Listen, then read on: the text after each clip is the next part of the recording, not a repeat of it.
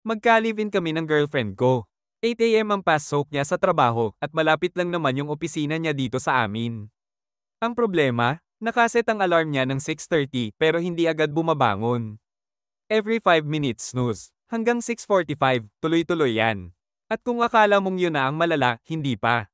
Kasi by 6:45, bubuksan na niya yung ilaw. Direkta sa mukha ko. Tapos may pa-podcast o malakas na music pa habang naliligo, parang may mini studio sa banyo. Nasabi ko na sa kanya kung gaano ka-unfair to para sa akin. Ang sabi lang niya, kailangan kong gulatin diwa ko para magising ako. Literal na kailangan niyang gulatin sarili niya para makabangon? Seriously?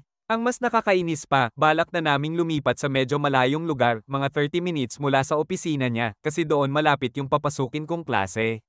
Wala naman akong kailangan gawin para gumising ng ganoon kaaga. Pero dahil sa routine niya, ako rin naaapektuhan. Paano kung dumating yung punto na mapuno na lang bigla yung inis ko araw-araw dahil dito? Hindi ko alam kung ako ba ang masama sa sitwasyong to o kung may point naman ako. Pero ang akin lang, hindi naman yata tama na parang sinasakripisyo ko na rin ang tulog ko dahil lang sa morning routine niya.